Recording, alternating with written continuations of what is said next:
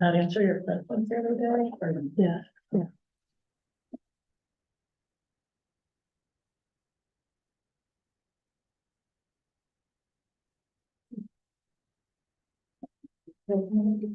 Not answer your questions the other day, or? Yeah.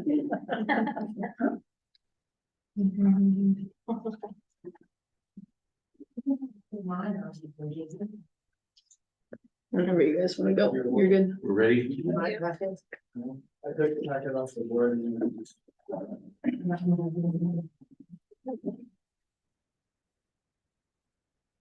Ready to? Yes. City Council work session on November 1st, 2023, at 5 p.m. to order. Roll call, please. Mayor Allison, Here. Tom Baylor, Here. Kathy Sherman, Here. Casey Kinsman, Here. Wendy Rainey, Here. Ann Schaefer, Here. Kristen Carpenter, is absent, Jen Jones. Here. That's the form of council. Here, work session topic tonight is the City of Cordova 2024 budget preparation, revenue discussion. So we'll turn it over to the acting manager.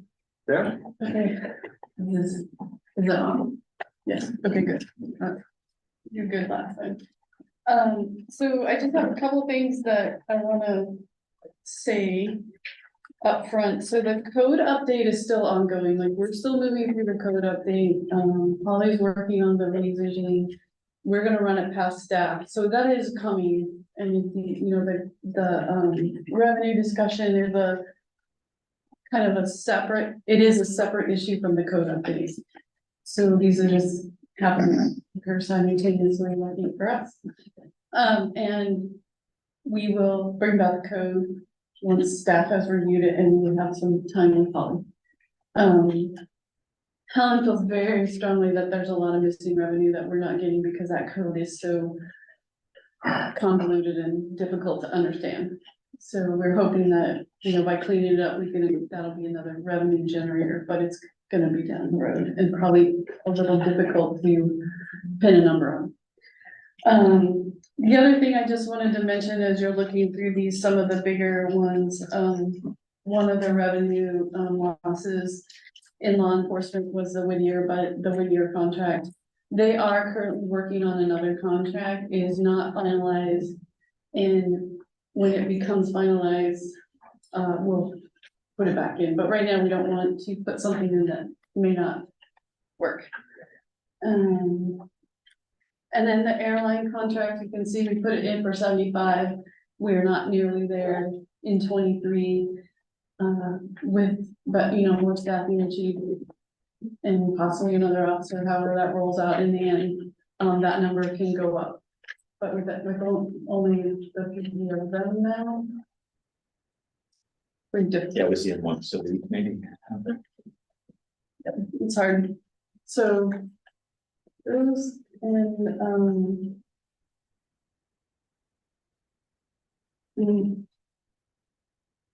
I guess I'll do the rest we can just have a discussion on. I mean, it's hard to pull out specific things, but I'm sure you'll have some questions on things.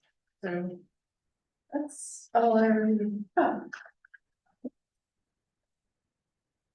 You want to jump in? May I ask them? Can we just go down line item by line item? Yep. Okay. Are you on this sheet? Spreadsheet part? Okay, yeah, okay. Does that sound good to everybody? Down line here? Do we have any problem with it? You wanna lead us through, Pam, or you want me to, or? You can, I guess the. So the property tax, we left that the same as this year's, right? Correct. Slightly higher, just purely based off of how, It's Rebudgeted, 2.8, it's the same. 2022 came in a lot higher, which is odd for property tax.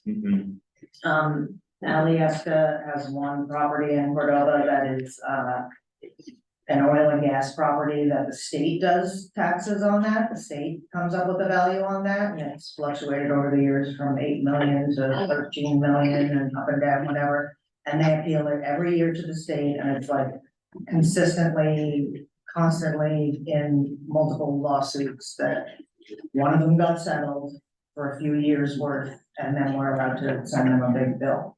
So that was the extra, I think it was like 129,000 in 22. So 23's budget is 2.8.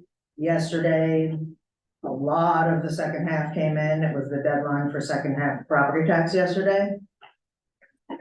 I bet we'll end the year at about 2.8, you know? Obviously, there's a lot of penalties and interest over the course of a year. There are people who don't pay and then pay the next year with, you know, some penalties and interest, so it's usually pretty constant. At what you bill, I mean, you bill the 2.8 and you're gonna get the 2.8. And for, I know you said last year we had that outstanding for, forgive me, we've been. Oh, the waiting Alaska. for, yeah, the Yeah. Alaska. Mhm. Is that, are we anticipating that to be outstanding again this year for the next 3 years? Or? Nah, no, I can't, no, I mean, it's not that consistent, I would say. So as long as they're tied up in lawsuit, we're not gaining it, we're not collecting any revenue. Oh, we are, Oh. we're still collecting, they still pay the full amount they owe, but they're battling with the state on whether or not they should be lower, and then if they lose, I don't even know what it is that we. Okay, but we're still getting money from them, Yeah, even if they're tied up there. Great, yeah, we are. thank you. I don't know if this, excuse me. Yeah, go ahead. I don't know if this is the proper place for this question, but how many properties are OS taxes delinquent, sorry? Tina's bills monthly, and I think she sends out one bill in between the two halves. And it's usually a fairly high number of bills going out, but I don't know exactly what it is. Once we start the foreclosure process though, I mean, there's just a hammer with property tax, so they come through. It's a 2-year process, so, you know, some of them pay a lot of penalties and interest and court costs and fees because they have to get advertised. It's not really a big issue, I guess, as far as collecting, you know. That's why your penalties and interest and are all pretty consistent. Yeah, I mean, that year that it was 53,000, that was part of the OS. Sure. Yeah. Okay, anything else on property taxes? I guess, just a quick question. Yeah. Why was 22 so much higher than what we're projecting for 23 when, you know, all of our assessments, you know, that we raised them across the board? We set you council sets a revenue goal at budget. Then we set a mill rate in June to whatever our total assessed value comes out to hit that number. Mhm. So you can set the revenue goal at whatever number you want. And then I'll tell you what the mill rate is gonna be. I think I made a calculation a few pages into the packet on approximately what one more mill would get you with the 2023 values. Mhm. I don't exactly know what the assessors have planned yet for working on 24. There were significant increases last year. I don't think there will be significant ones this year. So we never know exactly at setting budget what a mill can get us, but I gave an estimate on this year's values. And 2.9 also included that lawsuit money from Alaska. The 2.9 and 22, Yeah. is that what you were asking? Yeah, because I I'm thought we sorry. were at like 2.8 for the last multiple years, Yeah, so, yeah, that was 2022, that was that Alaska settlement. okay. So to include 299, also to include tax interest, that's why that was. Correct, Yeah. on property tax, correct. Okay. And I guess I'm gonna just throw it here, is our current system for assessing and setting mill rate is that, could we be doing better, I guess it. I don't know, we've done it the same way forever. I understand And a lot of property tax is in statute, so I don't know that there's a lot we could do different. I mean, it does seem, obviously, we have our own code, but we've adopted mostly Right, what is in statute. Except for maybe due dates and stuff like that, but okay, a lot of other municipalities do the two due dates towards the end of a year. So that all the assessing and all the pre-work can happen because you do values based on January first of a year. Well, to me, there's no doubt that the property value, you go look at your tax bill, everybody in here, their property values are way undervalued. And the effect that that has is the properties that are out there that aren't built on are getting by cheap. Right. And that's an area that should be looked at and rectified, but I think if everybody looked at their bills, I bet none of your properties are valued at $50,000.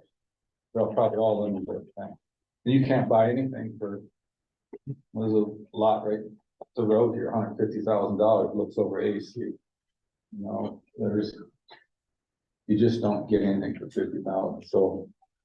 I don't know how you rectify that. Well, that can be That's something- lost income. The assessors can look at that. If you think that it's the vacant lots and or the property value, not the improvement value is too low in town, I mean, that is something they can look at. I would say over the years, they've done parts of town in Right. property values when there was an issue over on Center Drive, right? That whole area got looked at. I would say quite a while ago, I recall when everything waterfront got looked at and went up quite a bit. The subdivisions that we don't have that optional exemption in, but we still seemed to have used it for a couple of builders in town who did full subdivisions. Those have now all gone up to, I would say, better values. I mean, they were at Right. pennies on the dollar at right. one point to give the developer time to sell. Now those seem to be at a better number. And I guess, correct me on, I mean, since we're talking property, do we collect tax on sale of property? No. Is that- That's a sales tax exemption in our code currently. That's what I got.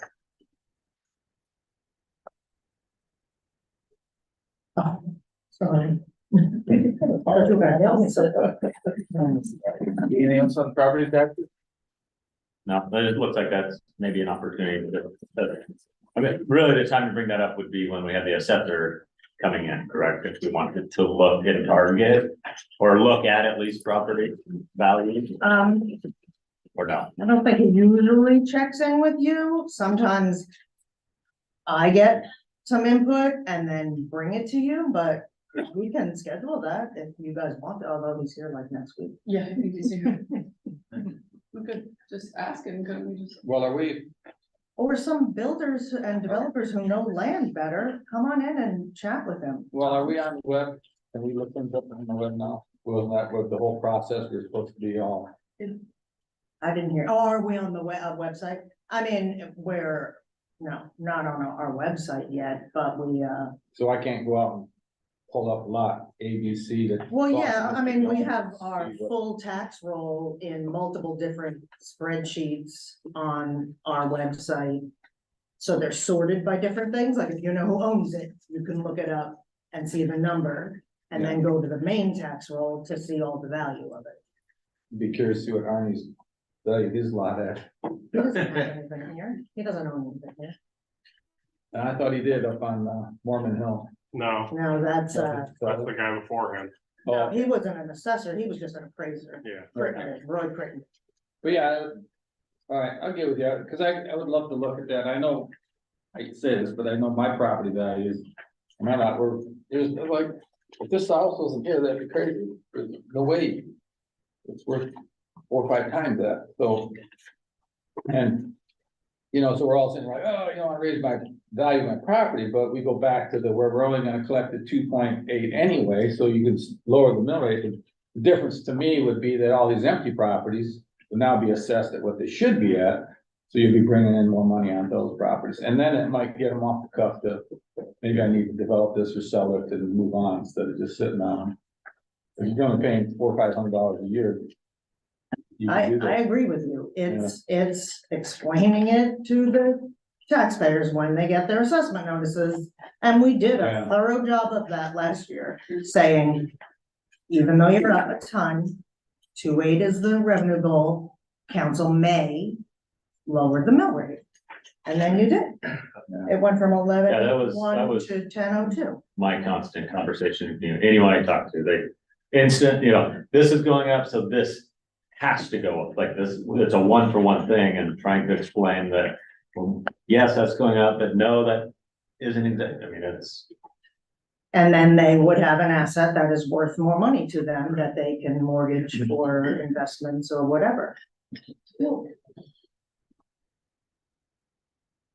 I was just gonna add, that I would actually back up what Tom's saying, because I look at people's lots every single day in our GIS system. And there are quite a few where I come across where it's vacant land and two pieces next to each other, same, geographic features. And they are drastically valued differently, and so I think it may be something that we wanna look at, doing some sort of citywide audit on values to make sure that they are equitable between properties, so. So is that process through the assessor, is that? Yes. Yes. Okay, Yeah, I did have a complaint from a member of the community last week, one of the mobile home parks. And, he was complaining that his was valued at like 40,000 and the one next to it was valued at 8,000. I'm like, well, 40,000 is probably accurate, what'd you pay for it? And he was like, oh, 8,000 seems like they're just getting a good deal. It's like, oh, maybe I shouldn't complain then. I don't want my neighbor's property tax to go up. I just want mine to go down. It's like, well. it won't go down. Well, when we had that recent issue over on Chase, I mean, the gentleman who was here said he paid $80,000 for that whole lot. Well, I'll tell you what, none of those lots next to them are valued at 80,000, Yeah, So how do you? Yeah, no, I think to Kevin's point, an audit at the very least is probably appropriate. Okay, anything else on property tax? Moving on then to ARSSC, is that the state? Yeah, so I can explain that real quick.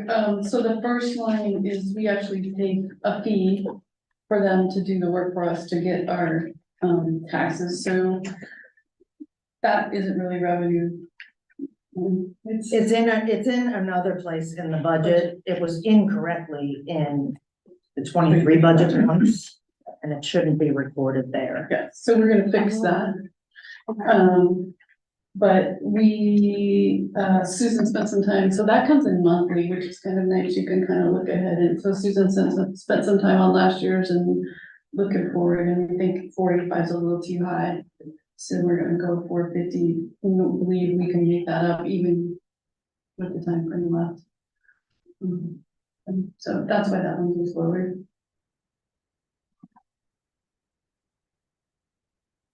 Any questions on that? The use taxes?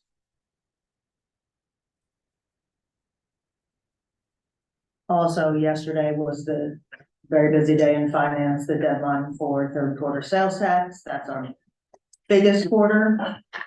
And it was a busy day. And so the actual number is not even all quite yet in the books yet. I think the credit cards need another day to settle. But we'll get pretty close to that 375, I think.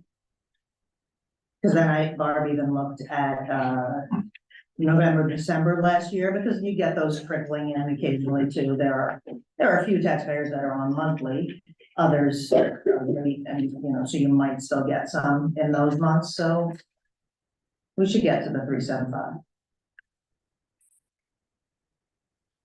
And then I know I sent an email out just asking the question, is that where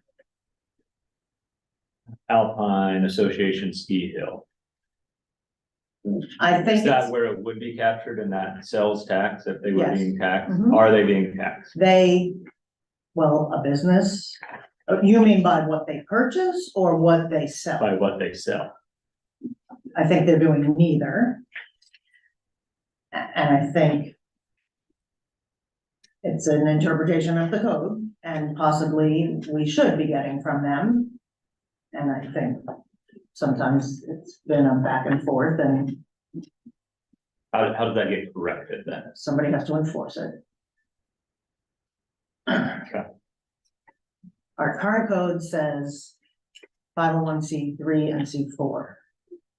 And they call themselves a nonprofit organization, which they are, Under, but they're a C6. So they should be collecting and remitting.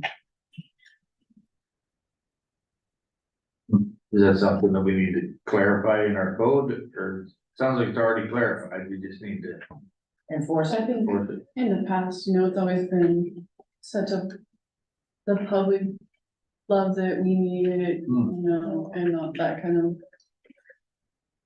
same reasons for the electricity that we went through all that Our time. tickets up there is cheaper than you can get anywhere in the country. yeah, I know, and they just don't understand that they're not paying it, they're just collecting and remitting, just being a partner to the Yeah.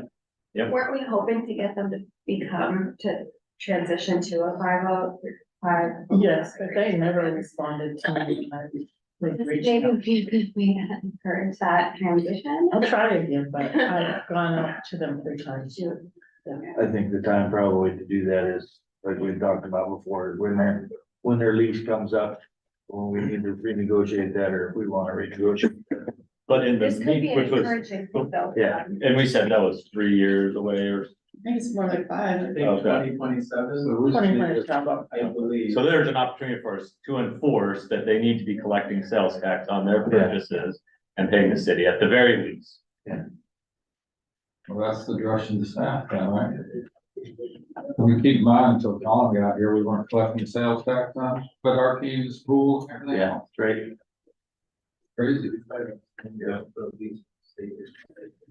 Public accommodation surtax. But it gets back to sales tax. Are there other things that we're not, are there other exemptions that you see that just need some enforcement or some direction from council to staff to start enforcing this? I'm trying to look for any revenue that we can get, and if it's low hanging fruit like that, let's get it. Well, that's a lot of what the code rewrite is Sure. about. But if this isn't, it sounds like for the Alpine Association, the code isn't gonna change. We already have that in the code currently, and the new code update isn't gonna change it necessarily one way or another. They still would have to pay. I could see if the new code is gonna change it and they wouldn't have to pay, then that's fine. We don't need to spend resources on that. But if it's not going to change, I don't recall how it's written in the new one, but I would encourage us to keep it the same way, or anyway, I'm not sure. so We my, haven't had a finance director in a few years, and I would say that is the highest paid position in the finance department who does the hard job of, enforcing. yeah. Well, excuse me, I'm talking a bigger ski entity. We're letting Hill Points North Mhm. also get away with bed tax, sales tax. Better treat everybody the same. Mhm. That's the intention. Yep. I think we need to have the discussion on the sales tax cap, whether we can afford to keep it. Maybe it's a luxury that we can't afford anymore. We'll get to that. But speaking to this, I'm just, even, I know we don't have a finance director, just from what maybe you've seen or anyone in staff has seen, are there other entities in town that are getting an exemption that there's no reason in code they should be? Is someone low hanging that we're thinking of? Because that is who I want to discuss. I think not too long ago, Helen and or the finance department on its own, or whoever, got combined effort, got much stricter with people, when they turn in their sales tax, they have to give information on their exemptions. I still see a lot of variety in what we are getting. Some, it's amazing, you can absolutely easily look at it all and see exactly what's exempt. Why somebody was, a nonprofit buying things, the state was buying things, this was over the cap, and it's very clear. And others just group it all together and then you're trusting them. So we're allowed to do audits also. And in all the years I've been here, we have not had an auditor. That would almost be like being an assessor Right. and living in this town. It would not be an easy job. I got audited. For sales tax, City audited me when I first got business, yeah. A number of years ago. we talked about when we were talking about the code change that, you know, if they had to, you know, all exemptions were paid in full at the stores and then brought in for reimbursement. That would be a very easy way for it to be completely consistent, because it's us doing the work for the, instead of them having to fill out the form. I did talk to Holly though about when the sales tax code was completed, maybe helping us create the forms so that the forms are just maybe a lot more clear and it can all go right on there. And for a flow chart or something very easy for messaging to help people understand it. Citizens, because you're paying the taxes as well as the businesses that are collecting. So she agreed and is gonna help us with that. I think the exemption list has helped tighten some of the things up, but not So sure. what I worry about is we're tightening that up, and we're still gonna get back into the important, I mean, that's really what it's all gonna, we can tighten up the code all we want. As long as, if we don't have someone to enforce and communicate, I mean, some of it is communication of, hey, we've just done a massive revamp of our code, and now what used to be this is now this, and this. Or vice versa.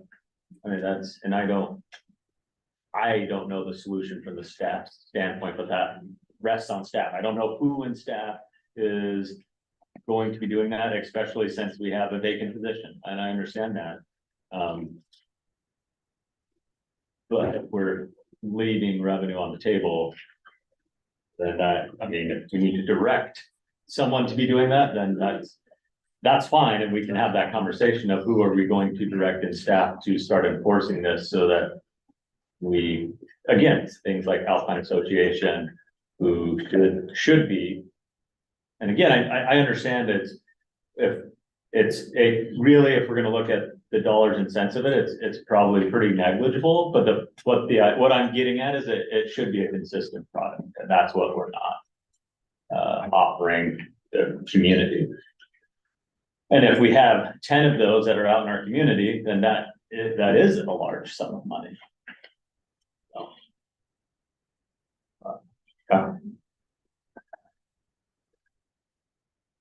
Okay.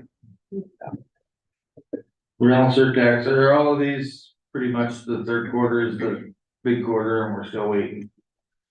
Yes, public accommodations looked like it was gonna be tiny bit over that, because I think it's a little bit over that right now, so that's good. I think there might have been a few smaller years in 20 and 21. People weren't traveling.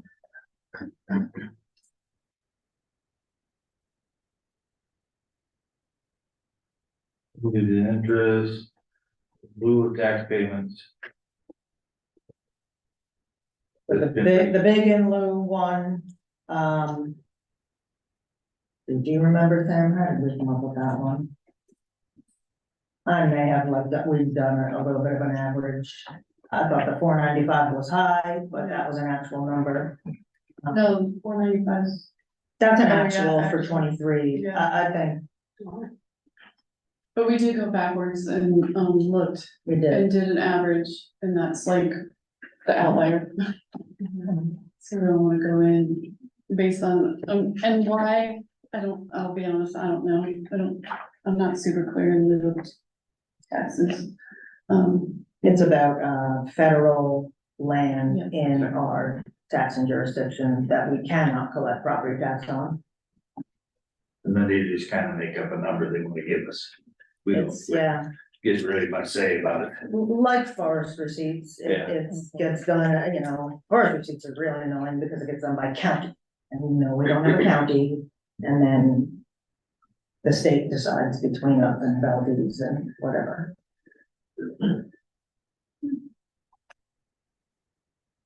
The other in lieu one is 2 or 3 properties that are low income housing, got a special either loan program for it or cap rents at something, and I think it's the Muse Apartments. And then they pay a different property tax that comes in that way. And then maybe some of the other low income housing in town gives us money towards that. And that would be under, in lieu of, It's the smaller of payment in lieu of other.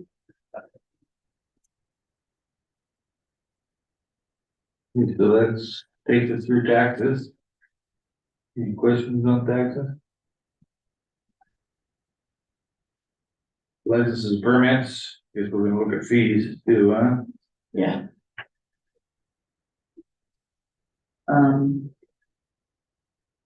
Yeah, a business license, I think that's just business licenses right there, right? Yeah. And they're $35. We go up, is there a conversation to break it up? You have an annual business license versus a venue event. To me, Yeah. we have that, we had a, Special events license, yeah. So that's For- included in. okay, people who maybe do just the Saturday market or just, the bazaar. because to me, it's bizarre that we only pay. Can you spell that? That should be $35 at a minimum for a special event. I don't know what it is. 25. I think it's 25, and then regular licenses are 35. I think there should be a conversation here that $35, we're leaving a lot of money on the table for business license. And I would say the amount of time that staff has to spend on processing, sending out notices and that. Yeah.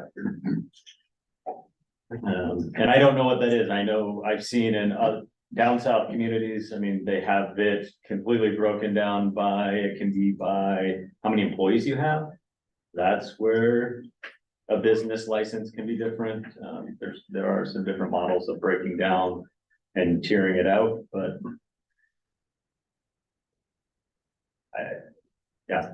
and that's a great point, Sam. $35 doesn't even cover the time of staff to, even if everyone pays on time, just then sending notices out. Do we have any data on how many business licenses that are active now versus 10 years ago? No, I could have gotten that for you, if you would ask me ahead. The information is there. Yeah. It's just not here. You gotta find it. Well, even if you have a rental, you have to have a business license. Mhm. So I mean, and I'm cutting my own throat here, but $35 it's too cheap. Yeah. It's just not enough. Well, one thing that I agree $35 seems cheap, but a state one's 50, so. Maybe there's a little room to go up there, but. The state business license is 50, if you're a corporation, it's $250. So. And are they 2 years at a time though? You bought the Yes. state for Yes. 100 for 2 years, right? Okay, that sounds right. And the one thing I have the biggest gripe with, and it's something that I run into almost every day, is people conducting business without a license and there is no enforcement. So as much of a conversation as we need to have about is 35 enough or not, there's probably, at least 30% more that could be captured if we just enforced people. There's at least 3 or 4 illegal water taxis that I compete with every day that aren't licensed, don't have captain's licenses, don't have hunt transporter licenses. It's really frustrating. I dealt with it today. So, when I was doing snow removal, same thing. I would do it all by the book. And then you'd have 2 or 3 other guys with plow trucks doing it on the side and they're not remitting sales tax. Happens with rentals, it happens all across the board. So I don't know how we need to get a finance director and task them with enforcement. I don't know what the right answer is, but I think that's where we're leaving our revenue on the table. More than anywhere else. I totally agree. And we used to have someone in the finance department who was on that stuff. Every ad or every anything or a Facebook post or whatever, a letter went in the mail, and you had angry people occasionally, but I'm sure some people got signed up with that. And we need people to encourage it themselves. Maybe you have, I don't know, there was a lot, for a long time, we had contractors doing work that weren't. You know, and if you worked for the city, you couldn't get them to do a job for you because they knew they weren't collecting sales tax, so they They didn't didn't have a license. want to do your work because they couldn't give you an accurate bill. And you realized and you put them in trouble. I think the contractors have either talked themselves into it, you still think there are some stating? I think some have. There's not many left, they're already done. I was gonna say. But our local electric co-op told the guy that did a job and I was gonna do, and well, it's a small job, he doesn't have to be licensed. So, yeah, there's issues sometimes. Yeah, Well, and is there an opportunity for us to, and say, you know, we might have a higher price, and that's us looking at it.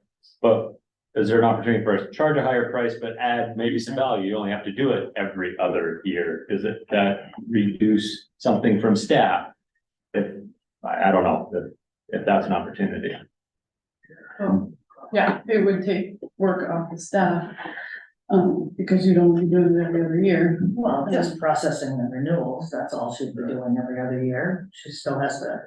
And then people open and close often. Sure. So Sure. 2 years might even But are be a we, hardship. I guess if someone closed it, we're not, Use it or lose it. yeah. Not running charity. But currently, we're not prorating $35, I hope.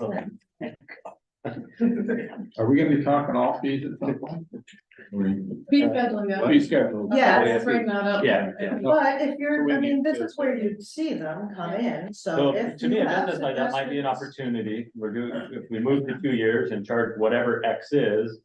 It needs to be increased, but that might be some incentive and allow us as city to save some money on staff, because they can focus their efforts somewhere else on enforcing other things like Alpine Association. Making sure they're paying so.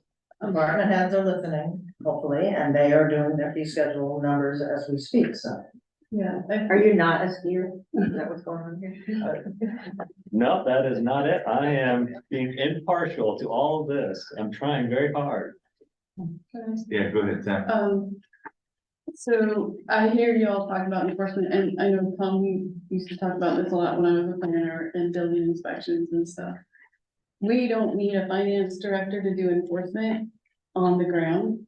We need a finance director to be the guy writing, person writing the letter and holding that end of it up, but we don't want to pay a finance director to be out there looking to see if people are using if they have a business license, or if they're doing this, maybe audits, yes. You know, this kind of work, but on the ground stuff is not something that. So there's like levels of enforcement, same with the building inspectors. You know, or even Kevin going out, he's not a building inspector. He's just making sure your property lines are good and you're within your boundaries. But he's not a building inspector who can get signed off from the bank. That's a whole Right. education. So it's two things, two separate, two parts to one thing, really. Or the city manager could be the person writing the letter. Basically, it's just a form letter. No. That could go to the people who are not following the rules. For the ones we know, certainly. Yeah.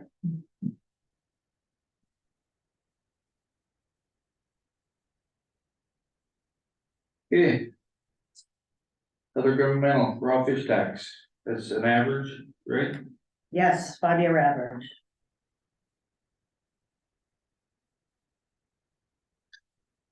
Your thoughts on that? Sure.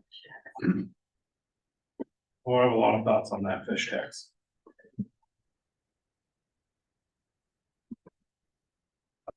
I've already talked to Mike in past years, so I'll just let it lie. I'm gonna go back to taxi, because we skipped over that. Does that include water taxi? Is that just, I have no idea. okay, Tammy thought there's one person who has an actual taxi license in town. And she just said, there are a couple of hoops to jump through, and I said, well, it would never be equal to $750, right? She said, no, but it's more than a regular business license. well, then I guess what I'm looking at is has been a taxi in town, so it sounds like it's not water taxi, yeah. But I guess, is there an opportunity for that to include shuttle? Is that something that, at least there's another shuttle in town that's charging people that, and I'm just looking at purely get to airport to What town. kind of shuttle? Is there one that Becky exists? Chapek, yeah, Oh. Chinook Auto, she runs a shuttle. Well, then maybe that is in there. Is she still running the shuttle? Yeah, that's Bill who will, I still direct people if they need a ride to town to go over to Chinook Auto, and Bill will come and walk in and look and, hey, anyone else need a ride to town? Okay, I'm leaving. Does she have a brew pub open yet? That's open periodically. Her brew pub? Remember we- Hold on. Anyone else who's left, I give them a ride to town. I'm just curious what that included, because it sounds like we don't know what that includes or not, so. Find out. Can't find out. Thank you. Thanks for letting me go back. Crawfish tax, so we're good with that?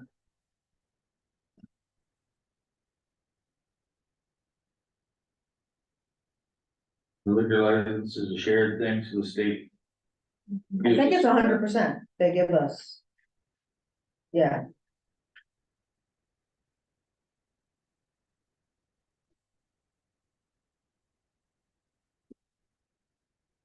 How many do we have in town? And is that for distribution, and yeah, there's, are all those included in for liquor tax? The yeah. liquor license. Liquor, you know, Tax. liquor package license stores and bars and restaurants that have beer and wine, and then the brewery is the only other odd one. We don't have any distilleries yet. And I think they're every 2 years, so that's on a cycle. We just took an average. I don't know the exact numbers on that. Find it, but it's not gonna change the number Right. a huge amount. And that gets paid to the state, and the state kicks it right back. Okay.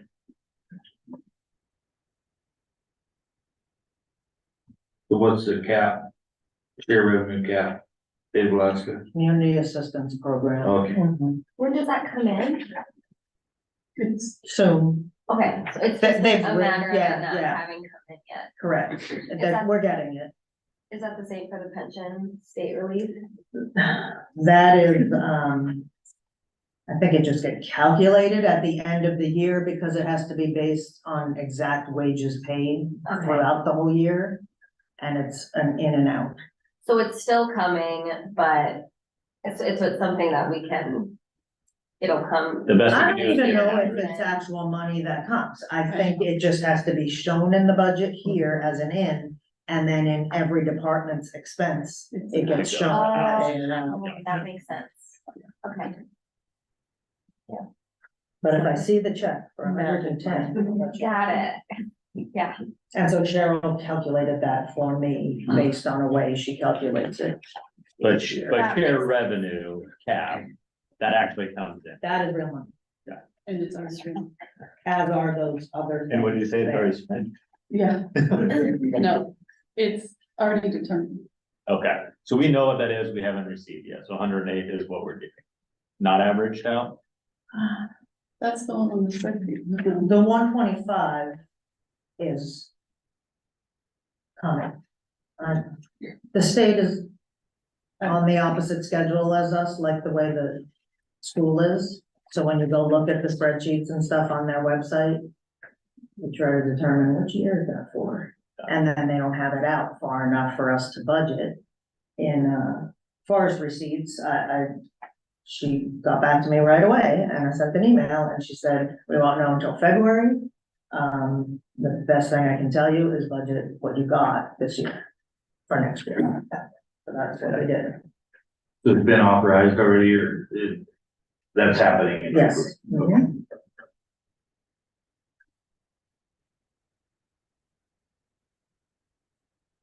Any questions on those utility cooperative funds? That has been pretty consistent for very many years, so 300 is a good number.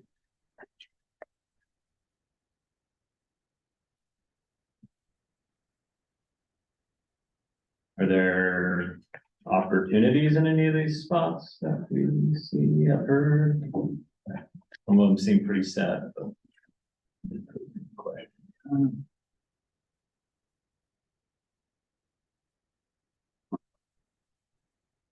Yeah, we could ask the legislature to share that business fish tax with us in a better way. Or the big fish tax one, they keep a lot, the state keeps a lot.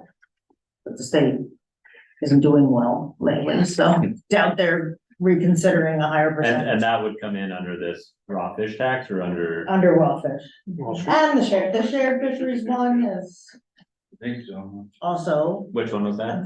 The smaller one at the bottom is a shared fisheries tax, that's also, From the state? yeah, So both of these get divvied back to us from the state. That's why they're under, okay. Thank you for that, because I'm like, why is this under other governmental? This is, but that makes sense. that would be the state and the feds. And often the feds through the state, Right. So it touches a lot of hands to come back to us. it'll take a piece.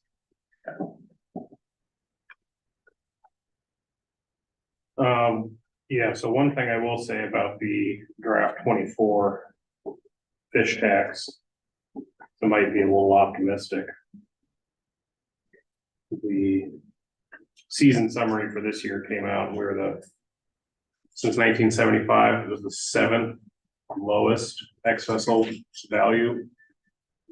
And that's what the fish tax is predicated on, as ex-vessel value. So even though it was like the 6th highest pounds landed since 1975, it was one of the lowest ex-vessel value years. So I don't know if we're gonna achieve that number or not, but at least I worry that we won't. And I And think, next year is gonna be worse. and that's why we've been doing the 5-year average. And if this year comes in low, then the budget for 25 will be lower based on having a lower number to average in. But Yeah, you guys can decide a different fate for that number if you want. No, I really like the 5-year average. It's a safer place for us to be than picking a number and betting a pizza on it. How it used to be done. yeah, I think it worked fine until we saw a 60% price cut across all fisheries, so we might need to put an adjustment into that average, is I guess all I'm saying.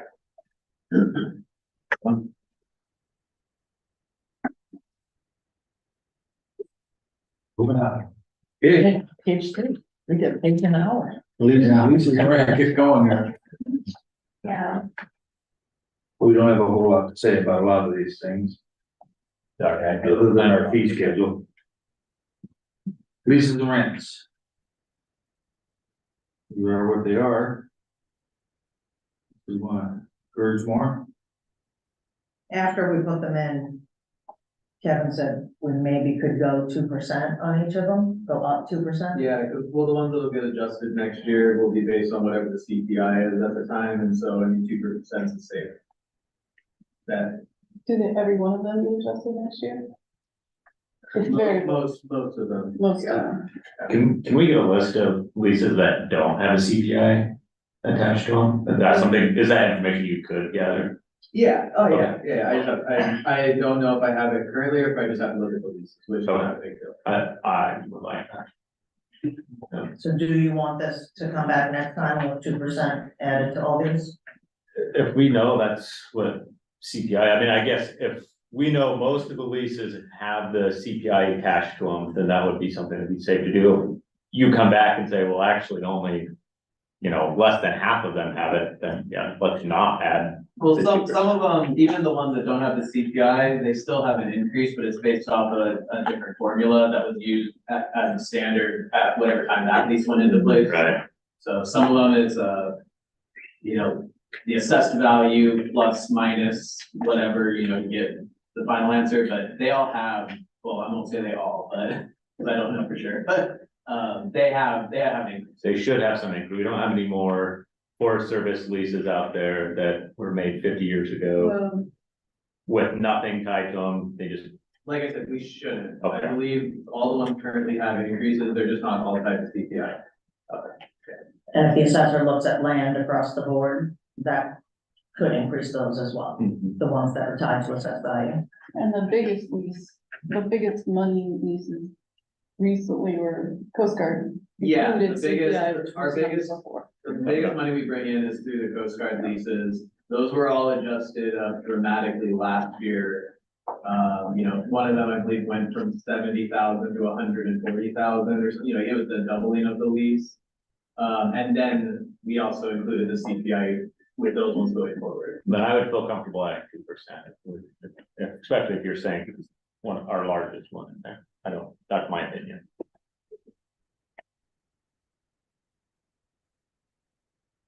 You need law enforcement.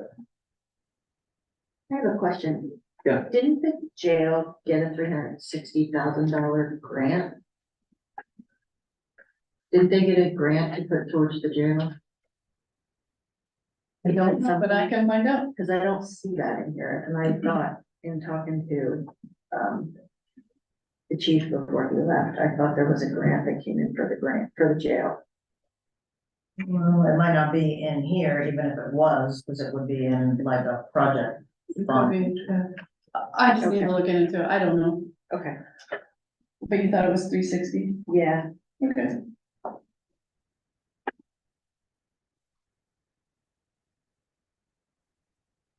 My questions have already been answered on the law enforcement. What's the MV MOU? Is that something that it used to exist, doesn't exist anymore? And could it exist again? I guess that would be my question. I don't know what it is. Find out. Thank you.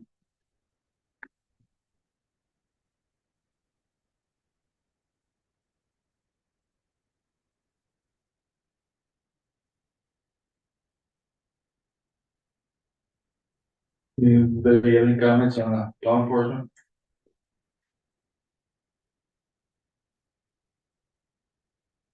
You know who they're working on dispatching for, they're in the process of, I can't remember what. And, Chief that he said. didn't want to say, or he didn't want to say the value, or the city, or either. Yeah, yeah, they're just working on a contract, Okay, and they're negotiating right now, so. okay.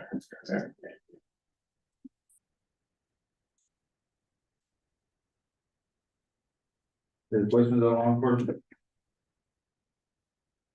DMV? Go ahead. Go for it. It might be the same one. Why is the vehicle registration tax negative across all of it? It's messing up the math. Um, Oh, it's It's- a typo of that, or it is subtracted. I think. Is that a fee? I That think will be the state. we charge for Yeah. the registration, right, and then the state keeps that amount. Is that it? We collect 40 and give them 15 Yeah, Yes, for the budget. that's their share. I can verify that for sure, but that's what of the many things I've heard in the last 3 days, 5 weeks, or whatever it's been, I do believe that is the case. But does it add up correctly with the negative? Yeah, it's I just, would say negative. yeah, Or. I guess this gets back to the fees, but our vehicle registration fee is awfully low. Is that set by us? Is it set by us or the state? Well, that was my question. Find out. Well, my understanding is set by the state, I'm pretty sure it is. No, but we have an additional one that we keep, the motor vehicle, a local motor vehicle registration tax. So anytime you, But some of that's supposed to go to help take junk vehicles off the road, right? When you run that part of it. Well, up there. maybe, it's a piece of code, I should look, is that why it got Yeah. instituted maybe? Yes. But I mean, that's, I And think something maybe we there should can be look more. at. Yeah, I don't have any budget. For somebody that's registered vehicles in other states, this is the cheapest place in the world. And it's every 2 years. That's just, so if it can help, all these little bits, if it can help out. My question is, does $57,000 pay for the salary of the staff that is even in that position of the DMV? That should really be our basic level of looking at this. If it can't even Run it pay, like an enterprise fund. if it can't even pay for the staff, something has to give. Yeah, I think over the years, it has been kept in because it's a pain in the neck to not have a DMV in Cordova. And so the city was willing to subsidize, I guess, and if you no longer want to, then yeah, we increase Go ahead, fees and Mayor. rates. then. Manager. You're the manager. Acting Speak up. manager. Yeah. Well, I will say too that Sandy is the new DMV person, and so I learned a lot about DMV. So there's audits that she has to go through before she can start doing, certain things, and like right now, she can give a CDL test, but she can't charge you and give you a permit. So one of my guys got a CDL, passed the CDL test, and then couldn't get the permit unless he went to Anchorage. But eventually that stuff will come, so I do think this will come up as she gets these credentials. Right. So I can talk with, Cam and Sandy about that, Well, but I know that's. and my thing is, Test. if we're looking at this being a public service, which is, that might be part of it, that might be going back to what Tom was saying of, hey, where are our fees at? And can we get our fees at a minimum in line to pay for this position? Even if it's not gaining anything for it, we're not losing anything in this position.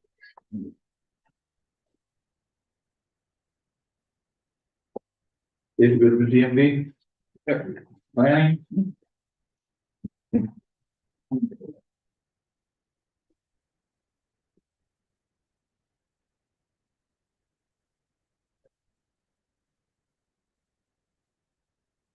Our building permits are way, way under. We're talking about undervalue, and we're talking about other states, and we're talking about revenue left on the table. We're in a lot of ways undervalued there. And it's.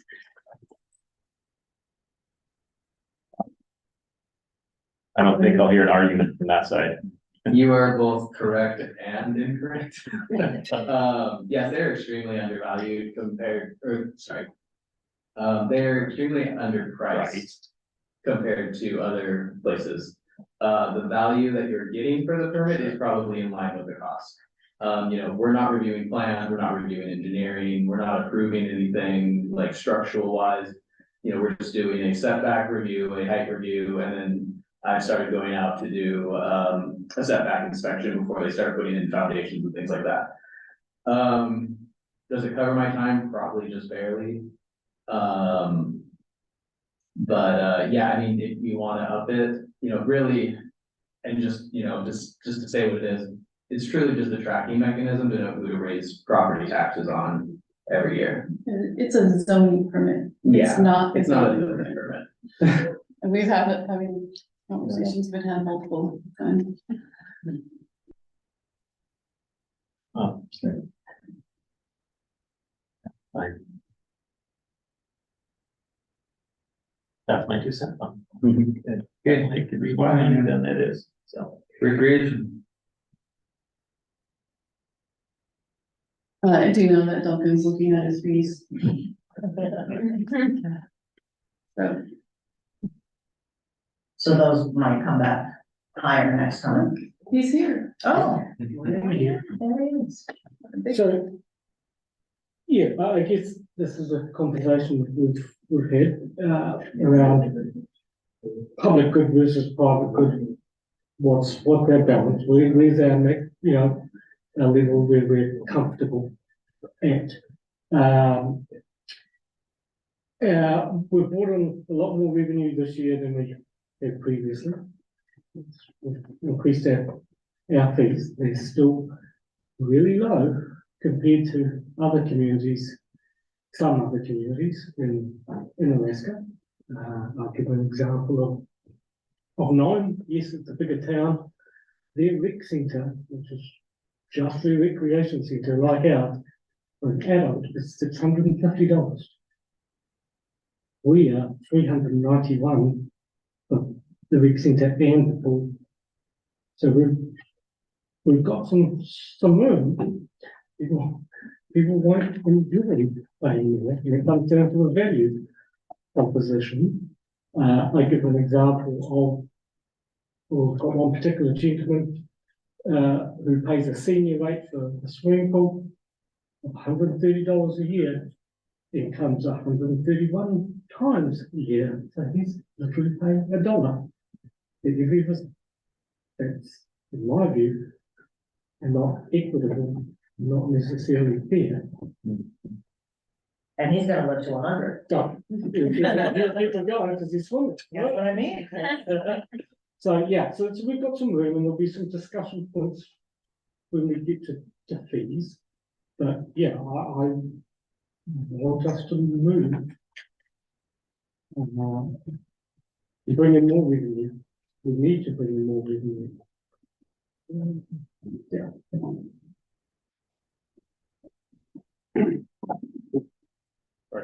Well, I'd rather see us raise the fees than get rid of the service for when it comes to the pool or the dark end. I think the majority of the community probably agree with me on that. If we need to raise the fees in order to afford to keep them, I think that's a community priority that's well established. So, And I think, as I've mentioned before, the fees hadn't changed for 10 years. And that's as far as I could go back. well, when I was Yeah. going to school in Anchorage 15 years ago, I was paying over $100 a month for Alaska Club. Yeah. And I mean, Yeah. that was for a single person, not a family. And now I'm paying a fraction of that for a whole family of 4 Yeah. and getting the same, I mean, maybe not as nice of a facility, but about the same amount of services. Yeah. So. So, yeah, so there's some discussion to be had, and they're going to bring that to the table. And as we've indicated here, yes, we want to bring in more. I've said in my quarterly report, but Archie at the moment is playing for itself. Pool isn't, and it's never going to, because it's expensive to run a swimming pool. But where is that magic balance? We've got a level of comfort. Yeah. Questions? Mark it forward. Again. Thank you. Is the recreation of the pool?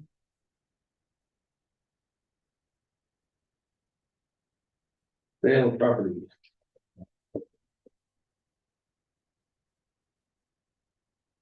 I don't know, is that the That's, sales that Duncan's been doing?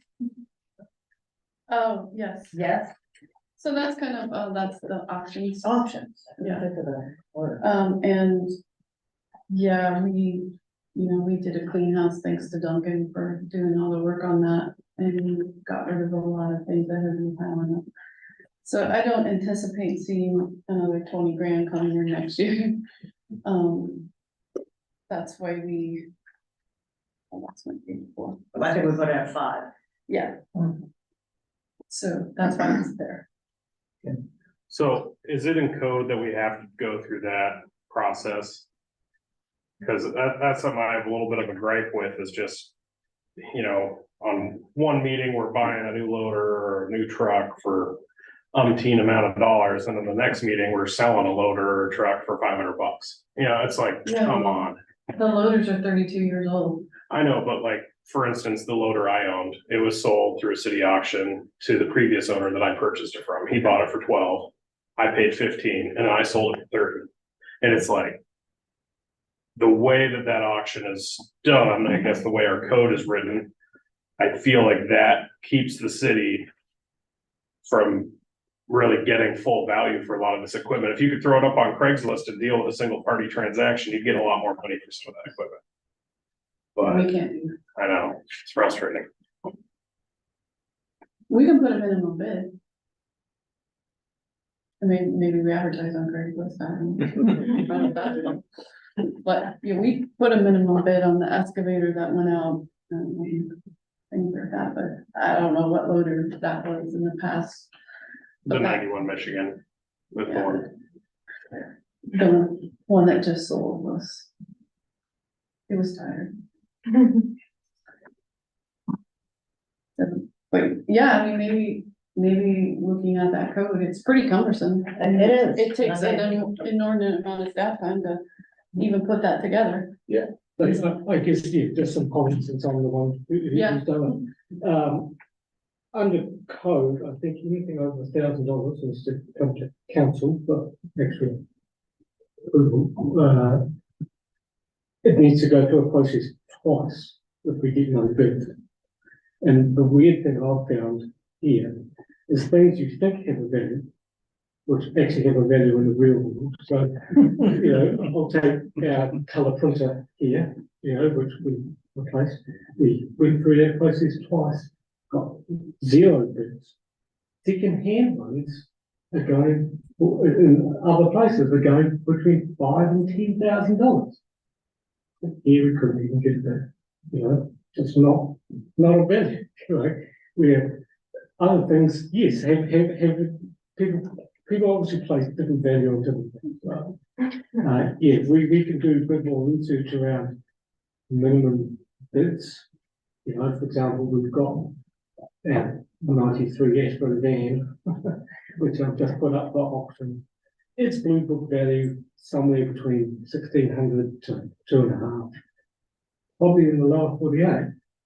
What's it worth here? Don't know. I'll put it on for 1,000 as a minimum bid. Could go for more, or needs to go for more, doesn't it? Right? But it's really hard to say if people actually have what they're prepared to pay for that. Yeah, that's a difficult one. It's a population. Yeah, because nobody's buying an excavator and shipping it. And Have we evaluated potentially partnering with one of these auction houses that runs the online auctions? Yeah. Like First Strike? And that's one thing I think we should do here. There's government ones specifically. Mhm. We Yeah. have to change it. They would take a cut. That's business, isn't it? But So we gotta adjust the code to do that, Sam. Yeah.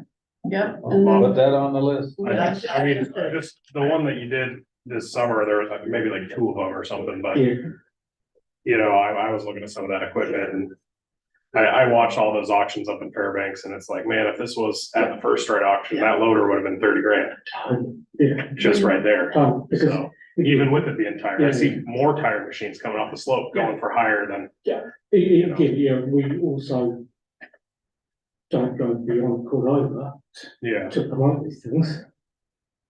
It's good. yeah, I think that's the other thing is, yeah, we gotta get it there. Yeah. you should- I don't assume that they will incur the cost, No, but maybe. the First Strike, they do auctions in Valdez all the time and it says buyer is responsible for going to Cordova and picking it up. Yeah. Like I was bidding on something in Valdez and I was gonna have to go over and grab it if I wanted, so. Right, which people can go to Valdez Yeah. from Much the rest of the state, but they Yeah. like they're here. So, yeah. So, Still worth changing the code and giving it an Uh-huh. option. More Oh, flexibility. Make it easier. Yeah. Okay. Because again, if something clearly doesn't have a bid up, why do we need to go through a process twice? Yeah. To then just take it to the dump? Oh, yeah. Doesn't make sense. And again, also in the city code, it requires people to put a deposit down. Well, their bid is $10. We're not putting $1 down. We're not taking $1. Why wouldn't we? It cost us more to take $1. Like, yeah, yes, we should reserve the right to charge deposits based on the piece of equipment. Yeah. At the moment, it's just blank. So we've used a bit of discretion. But yeah, we need to review it, make it fit for purpose. Make it easy, make it modern. Bring us your amendments. Yeah. Okay. Cool. Thank you. Motor vehicle registration tax, by the way, is in statute with dollar amounts. Okay. So there's no change in that. But we can add to that, I no? don't think so. Okay. Only if we had a personal property tax. It's on that page. I'll be gone. Just don't have the options. Interfund transfers in. Or did we leave the allocations the same percentage as last year? Yes.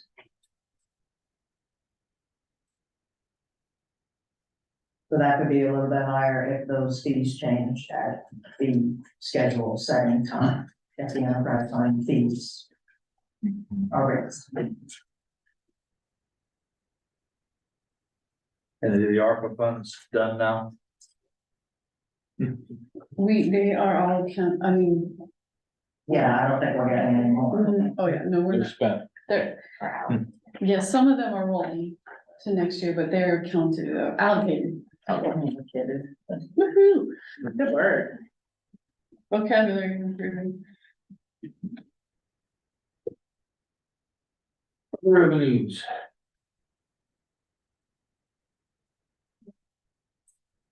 Yes.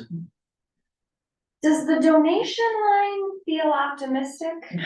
It's not a donation. I don't know why it's called that. I asked Helen and she said it was a few different Rasmussen grants that Emily was working on. And then we got actual amounts of what she got this year, and I think it was about 65, so. Oh, it's just not in the FY 23 actuals. Right now it says 0. Because Yes, I'm sure it got put in a different place because nobody knew that grants were going to donations. yeah, I don't know what to call that. Grants. yeah. So that's maybe one of that them should we're just, working on. and that might move, I guess. Yeah, we're trying to kind So right now, the 65,000 is actually in grants, not. We're not in someone's will that they're gonna give us $65,000 when they pass away. No, No. So is the investment earnings, that's our UBS, it used to be. mhm. So just quick comment that I was kind of disappointed that I don't even know the name of people that took over. It seems like I was expecting them to meet with us and go, all right, this is where you guys are at, this is where we want to take you, this is what we're gonna do. I don't think we've moved to them yet. yeah, We haven't. Well, that's why we haven't got that talk. yes, What's the and, hold up? well, Sam, you're acting. I saw this note from this guy asking about the transfer, I'm like, huh, I didn't even know it was on the, so, we're working on it. Trying to figure it out. I have corresponded with this person and, I will be talking with Helen next week, I think, to try to see where she wants, how we wanna move, on that one. 'Cause, Yeah, I mean, we gave the okay and they didn't even frickin' respond. That shows you how much service we're getting from it, so. well, we gave it okay in a public meeting, I don't know where it went after that, like, that was at the time frame when the That's what I'm medical saying, issues yeah. started Council said coming. do it. I know. But that was when the medical issues started coming on, and so, I don't know. It takes paperwork to make it all move forward. So, we'll be working on it. So that's what we'd like to see as council. We would like to see a Yep. presentation from them. Yeah, Got that, Mayor? Sure. Anything else on the other revenues? How much money that is, it's just frickin' sitting there not being attended to. I mean, we could be having huge financial losses. If it's not being tended to correctly, if they don't get correct, which they don't because they didn't respond, so that could be a big loser.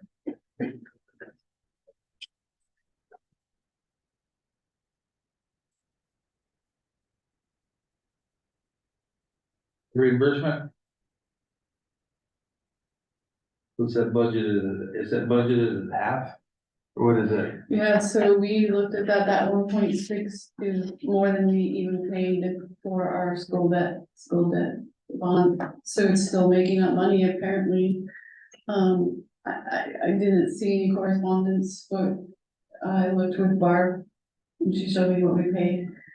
And so, I mean, I believe we are caught up at this point with the stuff that we got taken away from us during that time frame. So Susan and I went back to 18 Yes, and kind of tried to do an average across the board. Since the extra money we've been given was to make up for the zero, you know, so we did that average and that's where we got that number. And it's of course variable on, So if the state kept their obligation, we would expect about 912. that's what. yes. Yes. But if they decide we're only gonna pay 50% of that, then that's gonna go down. Yep, When's that decided? On their budget cycle, so May, February or July. Or sometime between, February and May. it'll be a debate.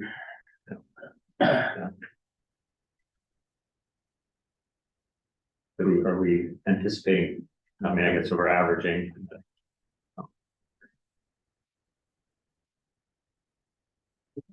As long as oil prices stay good, you As never long as know. all these other variables that are out of our control are good, then we Yeah. should be okay.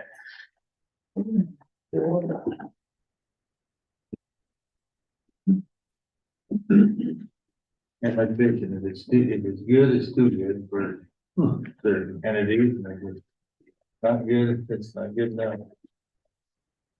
Poison, either way. Appropriation from reserves. Not anticipating any of that. well, I thought maybe we could kind of refine them. I mean, my understanding of that is a way to bring a budget together if we need to push money over, but that's how it's been explained to me. What I would like to see, and not that I get a decision here or not, but what I think we need to make a good decision in the end is some point in time before we finalize this budget, we need balances and where that money is at and what's allocated and what's not allocated. What's in the, what amount is in that sweep account and what that belongs to. There's does 900,000 belong to the harbor, does 500,000 belong to the sewer and water, whatever those numbers are. I think we need, at some point in time, we need that, and we need to know also what we've committed this year. For example, the $4 million to the harbor project. Has any of that money been collected from anywhere else, or is it gonna have to come out of either our general fund or our permanent reserve? Are we gonna have to come up with that money at some point in time? I think we need all of those numbers to know where we sit. I can add to that, I'd like to just see where, for 2023, we had our capital budget, we allocated money to that. I'd like to see where we're at in relation to that list and what's still outstanding, what's carrying over 2024 and. Yeah, that's, we are wrapping up a few projects late. Cool, and perfect. so- But there will be money carried over, But assigned to a project, but assigned to a project, correct? and that's, I guess, what I'd like to see is what. Especially before we start looking at 2024's capital improvement plan. And that money is ARPA money. There's- Good through 12/31.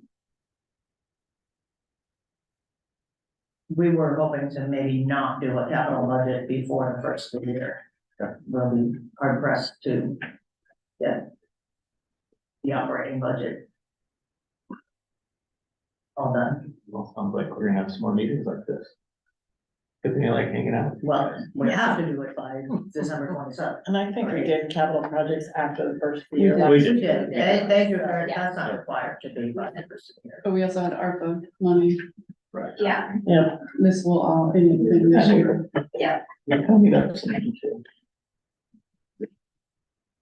Okay, anything else on the revenue?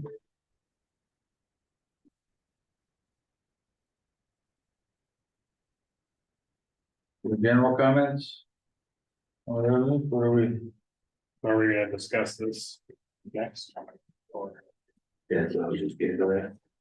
well, I'm sure you're asking for. general That's, comment. oh, well, $2,000. We went through line by line, so any comments on that?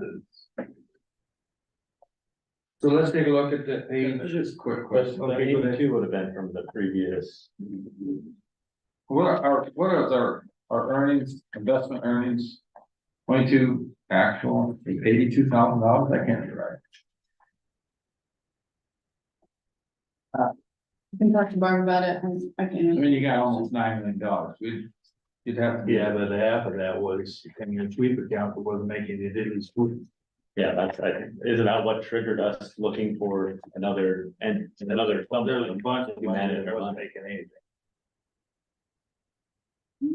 anything. I think the permanent fund earnings Is it- are going back into the permanent fund. Oh, Didn't we set a resolution that said that? Right. And these earnings are because we've invested like the repurchase account. Right, and the yeah. Regular fund, Okay, better. this is not our total. I don't think that's the fund. permanent fund. Okay. you know. No, Unlike- that's, you're right. Barb. It's like she All right. consolidated some CDs over at First Right, National, and a CDs. few other things Okay. that.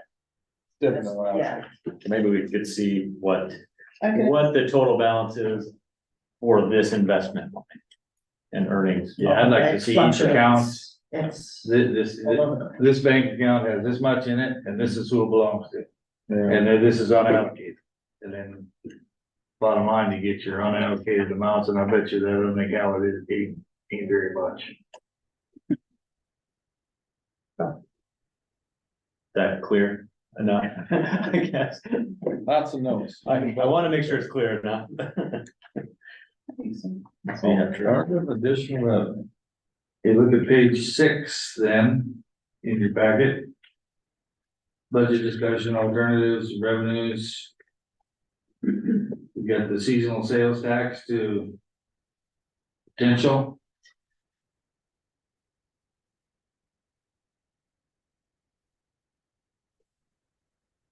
First. Well, can't, Ladies first, go ahead. we're in a workshop, so you don't need Are we to. gonna say the same thing? Probably, go for it. I think we should increase the seasonal sales tax to the 6%, 7%.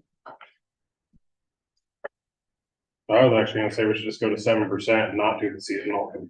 Okay.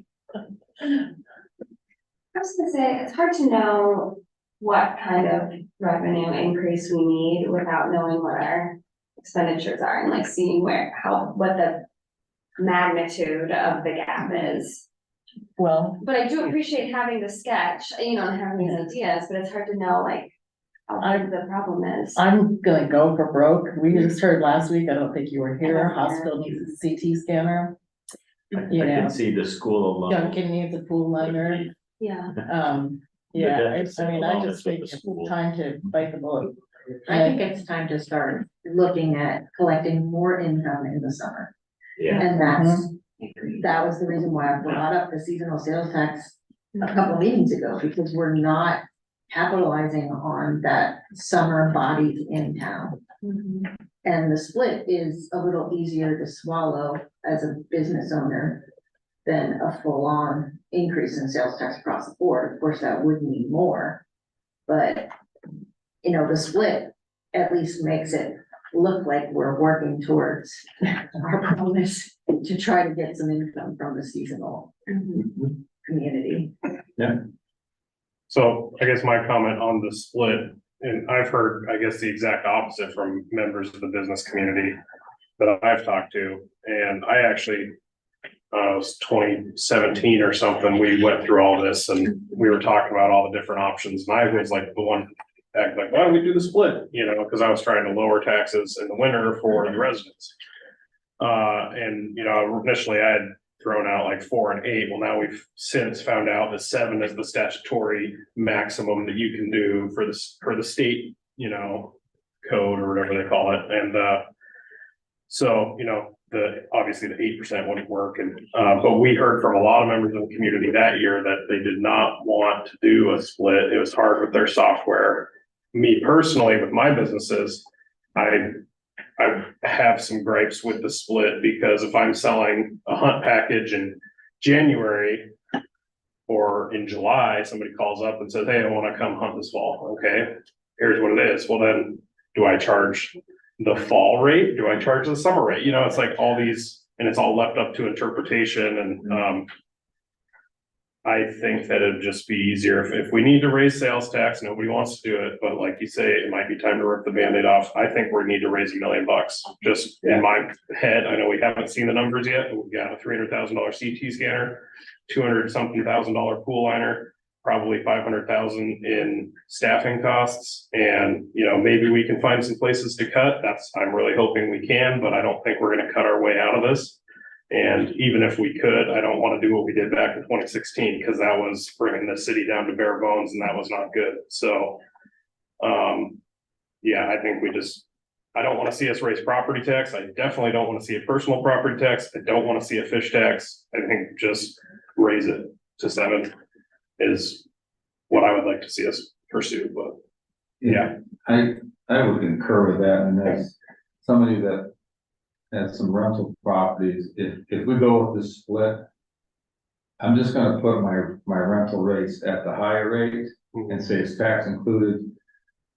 I'm not gonna go back, oh, right now you're only paying 6% and everything. They're gonna end up paying more, because it's not worth it, and I just got a couple, imagine businesses. Just go 7% and move on.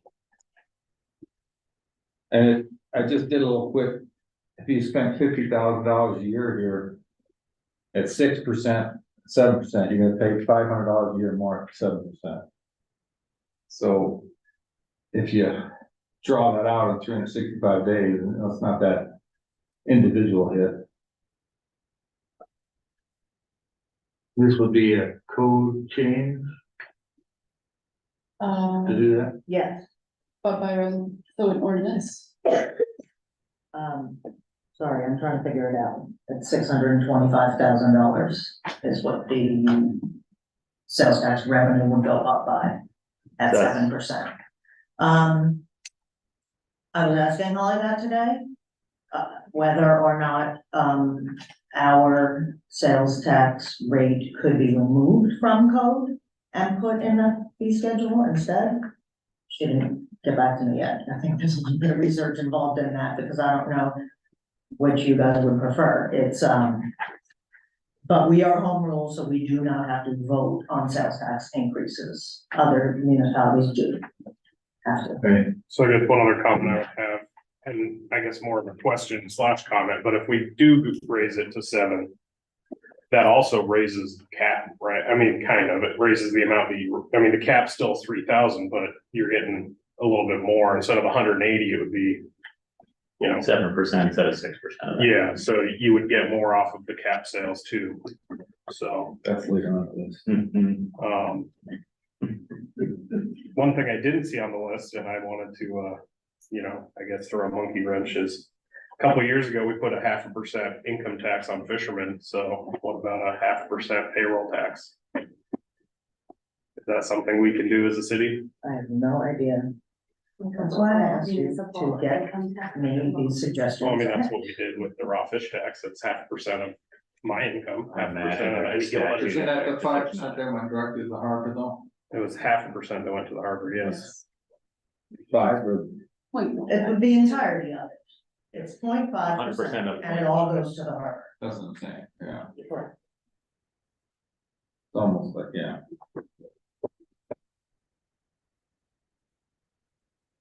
Yeah, we could ask Holly, that's a legal question that I have no idea. And I would guess.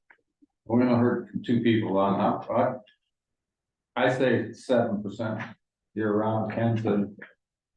Oh, not the sales percent though. If even a payroll, Yeah, just. Except, was I it don't a know. serious question, or was he? It used to be a school tax. He meant. I mean, Okay. I would be All curious to see if we could even do it. I mean, In income Like a tax. local income tax. or, yeah, payroll tax. is what I was thinking, but, so if it's on a W-2, it gets paid. Go ahead and ask the question. I think I know the answer to that one. And that one would have to be, I can't imagine that's not determined in state statute already. And, just some basic looking at taxes that, of what I've looked at other communities do, I haven't seen one other community that collects a payroll. What, you know, whatever version of payroll tax you wanna call it. I don't know the community, and so my guess is it'd be tied to statute or. This is similar to sell, I mean, the statute determines parameters for sales tax too. So, I'm curious, but that would be where I would go and guess and. Yeah, I You're mean, gonna spend money on that? I didn't think they could tax fish sales that occurred outside the jurisdiction, but apparently we can, so. Maybe there's a way. I'd be in favor of the 7% year round. I think that's pretty much, anybody against? I think that's hard on the businesses that also have the bed tax. I mean, it's just, at some point, you're gonna price people out. We haven't got there yet. This place is full every year. It's also full of boats in the harbor where those boat owners don't pay much into the city, so personal property tax on boats and airplanes wouldn't break my heart either.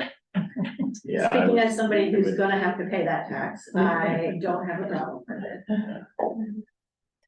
So maybe, so Susan, the time would be a pending agenda for the direction on. Cause I mean, we're in a work session. Oh, yeah, yeah. An agenda of the regular meeting, I guess, direct us to come back to change that, if that I guess is I've got a a question. consensus. I guess. For 7% across the board, the sales tax increase to 7. So I guess to address Wendy's concern, would raising it to 7 automatically raise all those other taxes to 14? Because I don't think it would. It would remain at 12, right? Depends on if you're looking at a rewrite or the current code. I was thinking of the rewrite, because it had it broken down as 6, 12. Yeah, the rewrite, you could name So whatever you could want. raise the for- 1 to 7 without changing the other ones. Correct. In the way Holly had the rewrite written, she had, It wasn't tied to double. correct. Cause it sure would be nice in these discussions to figure out a way to not burden the year-round property tax owners and with any more, income, and try to take a closer look at seasonal stuff, which is why the split was helpful. It's more paperwork, but you're also seasonally charging a lower rate, at least in my business, for those off-season months. So having the lower sales tax allows you to keep your rate competitive, but you put that up to 7 year round and then, you're going up. There's gotta be a formula where it's not just across the board all the time, because the year-round property holders that live in this community year-round need to be thought of during this process, as well as the seasonal folks that are in town and not staying here year-round, not utilizing the services year-round, and not existing in the community year-round. There has to be a way to take advantage of that influx in the summer with this tax income without burdening the year-round residents as well. And that's definitely in line with what I hear from people saying. I mean, obviously, someone who's coming, who lives in the community, that's what they would like to see. I know that doesn't always reflect what the business owner and how they're gonna have to capture it.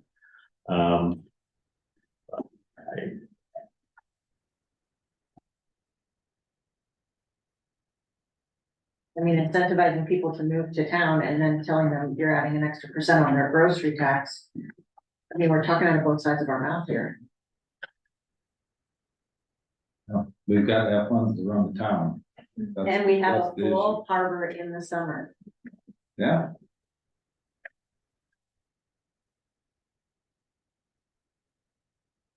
We'll talk about that getting agenda that night. Direction to staff. Yeah, that's gonna be hard because you have a consensus that, so, but either way, you We can. got it, Right. we gotta get it in writing. And then it'll either pass, amend, or, And that's a good way to get public input too, once it's on an agenda, you can start having these conversations.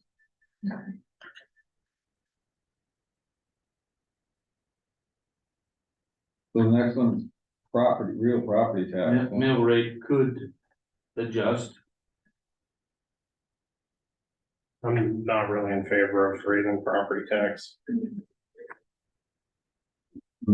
If we're trying to hit the transient populations, the sales tax does that. More so than the property tax. Agree with that?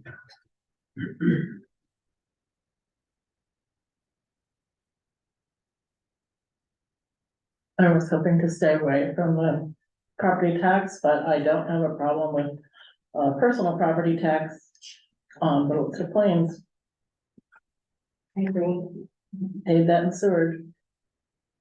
How does that work? You know, that's so, just run a scenario down, I have, these aren't my numbers, but I have a boat that's worth $25,000, I have 2 4-wheelers, $5,000 each, and I have a river skip at $10,000. Who determines those values, and then how does that get taxed? Personal property, you use the same mill rate that you're already using, you're not allowed to use a different mill rate for Okay, personal property, property. all right, And then there are a lot of things that communities can exempt out of personal property. So you can do boats, but maybe you can put a limit on length of boat or use of boat. You can maybe exempt people's private pleasure craft or whatever. who That are not determines commercial. the value though? We use the assessor, our assessor happens to do personal property on boats in a lot of other communities, so he gave me a lot of information on it. The guy that made our online system that we're using in there, Mars, for real property assessing. He has a program for personal property too. What I used for the values was the state. When, you remember the full value determination was in last week's council meeting, they give us that value every year. Since the city of Cordova exempts all of personal property currently, it's just exempted from taxation, the state adds that back in when they give us our full value determination. In a sense, saying that we have the ability to get tax on that, because that full value determination sets our, what we have to give our school district, the minimum. And some places maybe aren't collecting enough tax from their citizens and aren't paying the minimum to the school, you know, so. Anyway, so he actually does calculations, a lot more is online now, and there's brokers and things like that, so I'm sure it's not a perfect number, but it's a good estimate of what the value of boats are in Cordova and airplanes. That's where I grabbed those 2 numbers from. I think Bristol Bay Borough exempts 4-wheelers and snow machines.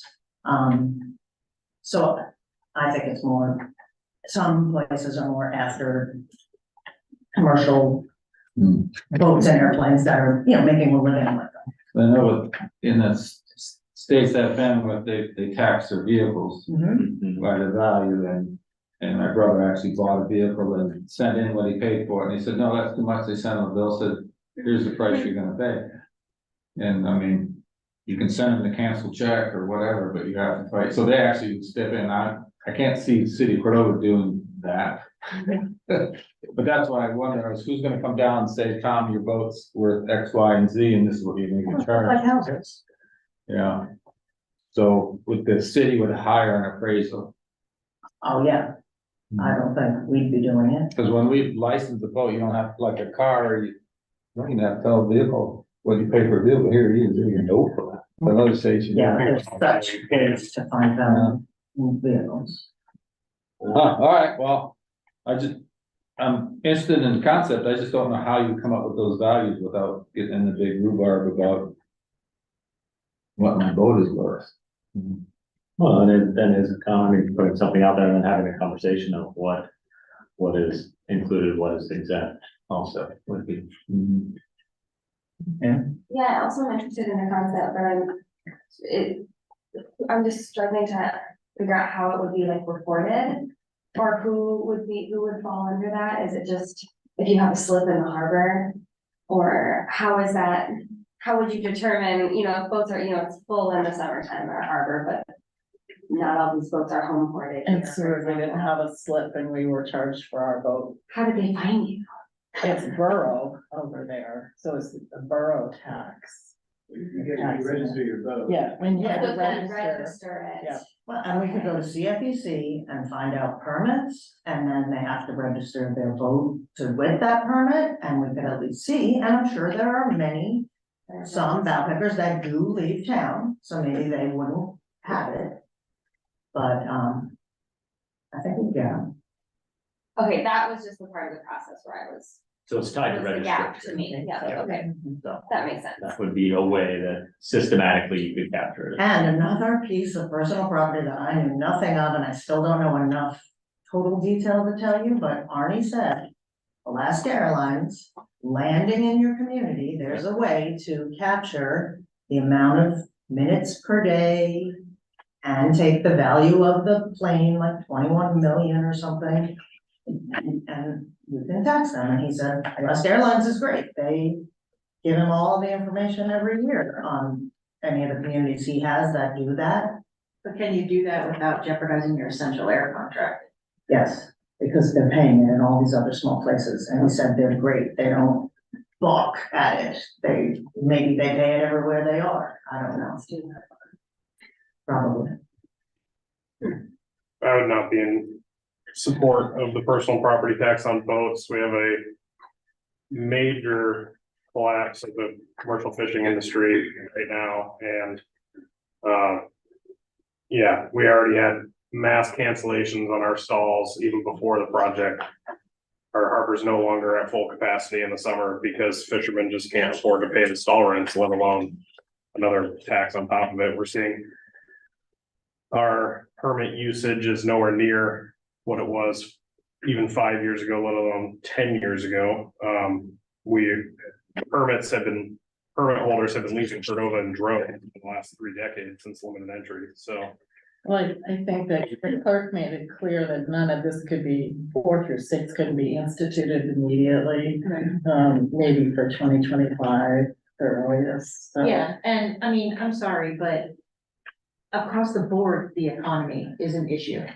It's an issue for every income. It's an issue for everything. It's not just the fishermen and the fishing forecast. It's a fortune to live here. It's a fortune to get items in here to run a business. But the city is not gonna do it for free. And we have an undertaxed community and an overtaxed community. And I'm sorry, but it's time to look at the undertaxed community. Well, and the only way we're gonna get comments on it is to put it in writing and put it as a proposal. There you go. Because it's proposed doesn't mean it's passed yet, but And it's nice working with you because I know I'm not getting voted back on it. I appreciate the time with y'all. It's been a pleasure. It's winter time, we need something to do. Yeah. tax So- cap. Can I just Yeah. throw something in there just from a staff kind of point of view? I would prioritize on timeframes, right? If you guys are looking for revenue for 24. Not that we don't talk about these other things, but maybe they come in January and we talk about these other things first.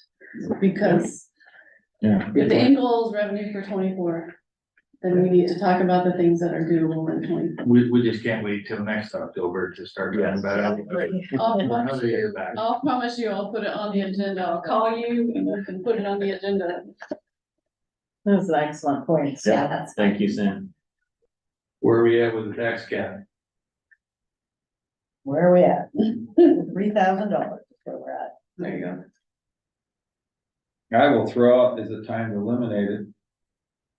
Throw out the baby with the bathwater, I will and throw then, that we need to look at different caps for different things. well, I think we throw it out, and then okay.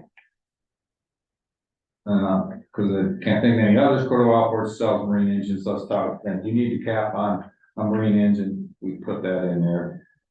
We get specific on what we think we're gonna need to cap, get rid of all the bed and breakfast caps, all the other caps, boom, boom, and if they need a cap on nets, then let's put that on the list. Let's limit it down. So we're back to talking about fishing being the only thing. No, No, no, because these you are just the talked first two about things I engines, could you just think of. talked about nets. And then you said bed and breakfast, no, but you've got businesses in this town that sell packages that you take away that cap and you're pricing us out. Well, It's like So, you said earlier, we gotta figure out a way. okay, Does that really go back to the code revision, defining what those, clearly defining, I mean, if you're talking about throwing them out for, I just said it for discussion. We need to think about it. We can't continue on where we're going. There's too much I mean, out there. Inefficiency. Yeah, yeah, and that's the code. Misinterpretation. That's a code that we need to figure out, and that's where we're gonna hammer down to, like, what a cap defines, right? Mhm. Right now, for money wise, if we wanna change the cap, it's as is now, I mean, we don't have a code revision. Well, but I do think that code revision will be in by the beginning of the year. I was promised, Holly told me it would be here. But I don't know that it would be beyond its 30 days. Yeah, so. It might not be effective by the first of the year, but maybe it'll have two readings by the first of the year. So Susan, just because I don't know this, but so sales tax cap, let's say we on where we are right now, and then the code revision goes in, the code gets approved, pushes its 30 days. And we have these things now to find out. Is it another ordinance to go in there and say, I asked Holly, we can do things simultaneously. And pull them out of there and run them concurrently being passive, you know. well, I was wondering if we get through the definitions and everything. But we leave the cap where it is now, is it a whole nother ordinance to change the cap? In the, Yes, I guess if you can't have, I think you can have conflicting ones. You're talking about efficient. So what I'm hearing you say, Sam, is efficient. Is it more efficient to get this into the code and pass it at once? And yeah, and how are we gonna do that between now and January? With where we're at in the budget? We're gonna just live together? No. Well, not you. We're gonna have a lot of Yeah. The rest of us in town. It's just something to think about, I guess. I'm not trying to. I just think. Yes, whatever we do, I mean, $3,000 is not okay. That's not in any way, shape or form sustainable.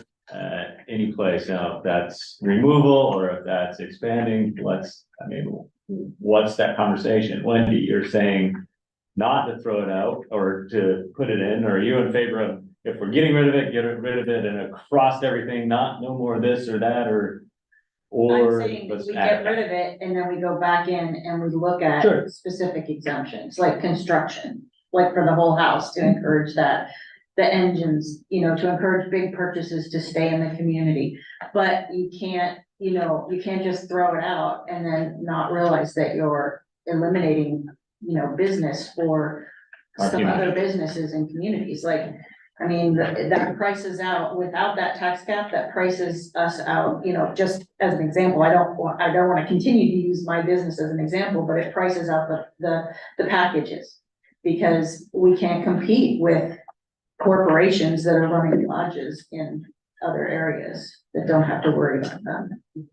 My question at the sales tax, and if we remove it, but then put in these different exemptions, what are the things that we're trying to target by removing the tax cap? If we're putting in all these specific exemptions that would go over, that could go towards this house, what are the things I that we're think it trying helps with to get? it helps with the abuse of the cap.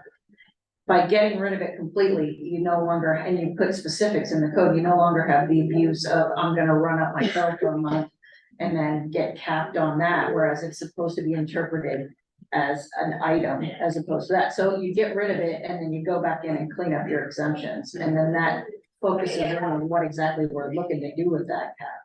But I think to just throw it out completely, again, I don't think our goal is to hurt the businesses that are here, but to help keep business going, look for new business and, you know, take advantage of getting some new income revenues from summer businesses.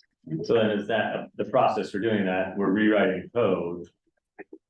Throw it out in the code and then come back and try to add in those exemptions later of the code? That's, cause I don't know mean, what to makes the Sam's best point, way I to do don't, it, yeah. unless we are living here together, for us to come up with a comprehensive list of what those exemptions are, which I think is great. But the only way I think if we want a code revision in place before the end of the year, what I sustainably looking at our time with holidays and everything else that we're up against now, that's, if that's what we want to do, then and we want it in place by the end of the year, then that's us coming back to it and revisiting those exemptions. So there is, in theory, a period of time where there's no exemption anymore at all. I think if you proposed to get rid of the exemptions in your next meeting, you will have everybody that wants an exemption here telling you what they want the exemption And for why? and why. Or even if you go to Decide 10,000 yes or no. Or go to 10,000, yeah, I mean, you know, So earlier you said 3,000 is ridiculous. Well, 3,000 is the amount that the voters approved, because we tried to raise it once and it got kicked back. So, yes, a lot has changed in the world in the last 4 years, but you know, I feel like it's pretty clear that the community has wanted this cap to remain in place for many various reasons. So potentially, yes, we need to look at raising it, but I don't want to see us eliminate it, and I don't want to see us go all the way to 10,000. I think there's a happy medium somewhere that can achieve what we're looking to do and still protect all of the concerns of the community. So I would not support eliminating the cap. Yeah, I guess that's my thoughts on the tax cap. Yeah, it's gonna come down to a point where, like Tom has mentioned several times, that, you know, it's what services they want. If you want to spend another 300,000 on something, and then you need to have the revenue somewhere. And that's a choice the public has to make if they're going to support that or not. You know, we close the pool. Well, or do we make up revenues? Well, do we have half the police department, or do we make up revenue? You want to go Somewhere. skiing, or you want to pay another 6 or 7%? Yeah.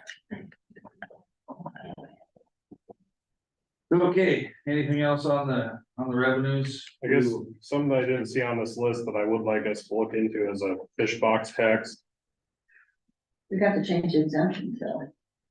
Because we looked at those exemptions and it exempts everything from processing, freezing and shipping. It's listed as an exemption. Yeah, but you can tax it at the point of sale That means AC. or 'Cause they're the only 60 ones- North or Cam 2 or the airport. 60 North wasn't wasn't selling to the fishermen anymore That's where I bought mine this year. Yeah. towards the end of the Right year. here. Last Well, year, mine they hasn't. promised, flat out told us they wouldn't do it. I think we were looking at charging it when they ship it out. And that's what the airport said they can't do. So what are you suggesting now? Point is like a sales tax on fish boxes. So it'd be like, you know, $5 a box or $10 a box, and charge it at the point of sale. So any of the 4 or 5 establishments that sell fish boxes.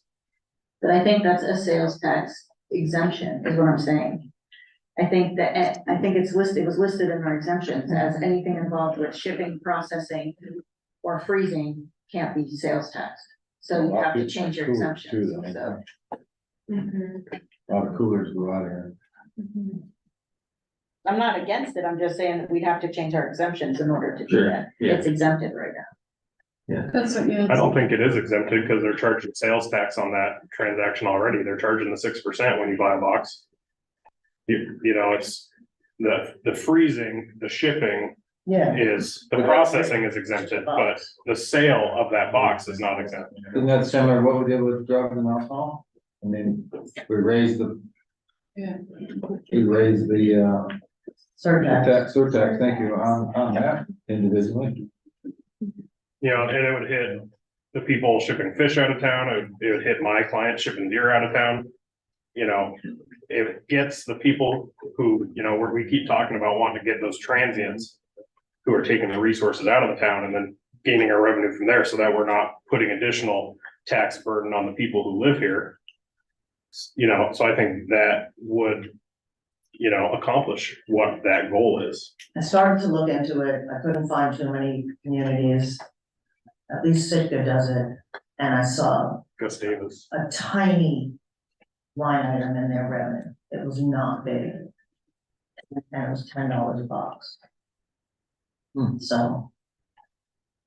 I mean, less than $100,000, I thought it was in. Oh, I can't remember. I have to look, you know, I'd say it's quite a bit. bigger. Peanuts in the bucket, Let's feed the elephant, right? keep putting those peanuts in there. Okay, so we got some things to talk about in the pending agenda.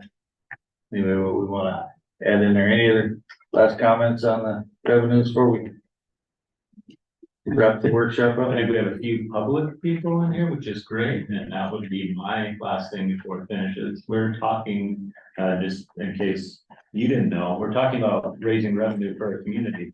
And that revenue comes from somewhere, and it's usually from members of this community. So if you have ideas, let us know where you would like to see revenue come from. Or not.